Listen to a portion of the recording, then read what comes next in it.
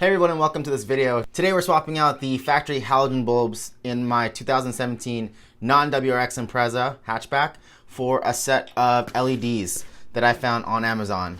This company is called BEAMTECH, and of all the kits I've tried on all my cars, this one so far is my favorite. For this car, you're actually going to need two sets. You're going to need a 9005 and an H11. One is for the low beam and one is for the high beam. Installation is pretty easy. It took me about 15-20 minutes taking my time, and I'm really happy with the results. We started on the driver's side. All you gotta do is put your hand in there, twist to release the bulb, and then use a plastic tool or a screwdriver to disconnect the bulb from the wiring. Here's a comparison of the new LED with the old bulb. To install the new bulb, you're just gonna put it back into the headlight housing, twist to lock it in, and then connect the connectors. So here you see we did the low beam first. On the left side it's really yellow and dingy, on the right side it's nice and clear. Here are the high beams for comparison. Next we're going to go to do the high beam. So this one's the same as the others. You're just going to twist and release, and here's a comparison of the two. To reinstall, you just twist and snap. Here you should notice that the high beam is not working, and like most LED lights, these are polarity sensitive. To fix it, just go ahead and unplug it, twist it, and plug it in the other way, and it should work just fine.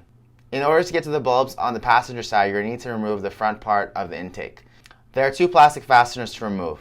I like to use plastic trim removal tools because they're a lot gentler than using a screwdriver.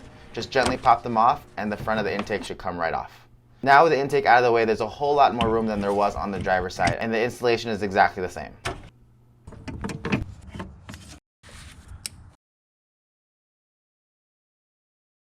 Here's what it looks like with the bulbs all in, low beam and high beam. After that, you just reinstall the front of the intake, pop in the fasteners, and that's it. Super simple.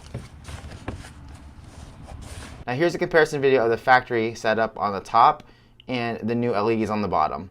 The video here doesn't do it a whole lot of justice. It's actually a whole lot brighter. It's a lot nicer to drive at night. Especially on windy roads, the high beams are really bright, and the cool thing is that they're aimed perfectly and they don't blind the people coming in the opposite direction.